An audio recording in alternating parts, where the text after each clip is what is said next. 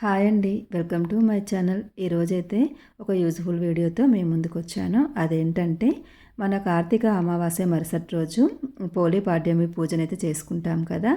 అది మనం నదికి వెళ్ళకుండా ఇంట్లోనే ఎలా చేసుకుంటాం, అలాగే అరటి డొప్పలు లేకుండా కూడా ఇంట్లో దొరికే వస్తువులతో ఎలా చేసుకోవచ్చు అనేది అయితే చూసేయండి.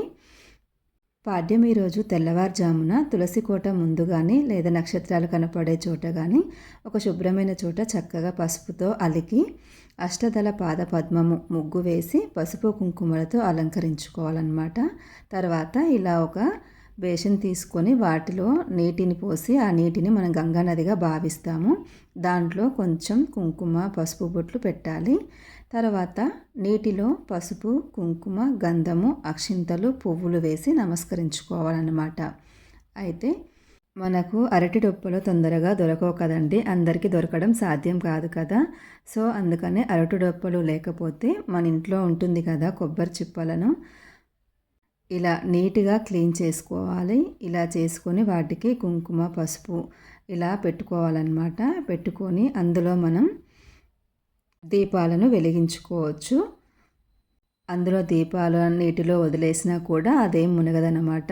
దానికి ఆయిల్ అంతా అయిపోయేదాకా కూడా మంచిగా వెలుగుతూ ఉంటుంది. ఇక ఈ పోలి పాడ్యమిని పోలి స్వర్గం అని కూడా పిలుస్తారు. దీపం కొండెక్కేదాకా కూడా చక్కగా వెలుగుతూ ఉంటుందన్నమాట. ఇక నెక్స్ట్ సెకండ్ టిప్ వచ్చేసి ఏంటంటే మన ఇంట్లో నిమ్మకాయలు ఉంటూనే ఉంటాయి కదా.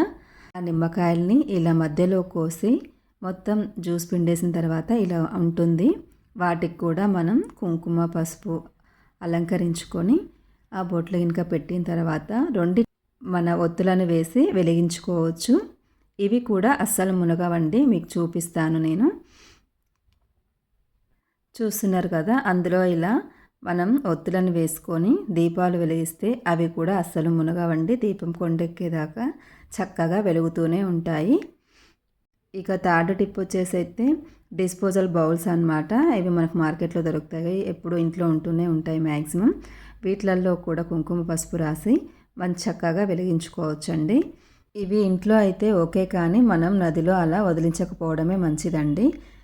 ఎందుకంటే ప్లాస్టిక్ అలా కాబట్టి మనం ఇంట్లో వెలిగించుకోవడం బెస్ట్. మనం నదిలో అలా అయితే వదిలించకపోవడమే బెటర్. సో వీటిలో కూడా ఇలా కుంకుమ పసుపు వేసి మన ఒత్తులను అయితే వేసుకొని వెలిగించుకోవచ్చు. చాలా చక్కగా ఉంటాయి ఇవి కూడా. ఇవి వెలిగించిన తర్వాత కింద కాలిపోతుందేమో, ఇది ఎక్కడ ఉంటాయి అని అనుకోకండి. ఏం కాలిపోవు, చక్కగా వెలుగుతూనే ఉంటాయి. ఇవండి ఈ మూడు రకాల్లో ఏ రకంగా అయినా మనం దీపాలైతే వెలిగించుకోవచ్చు. ఈ వీడియో మీకు ఎలా అనిపించిందో కామెంట్ చేయండి. వీడియో నచ్చితే మాత్రం లైక్ చేయండి. Please subscribe my channel. Thanks for watching.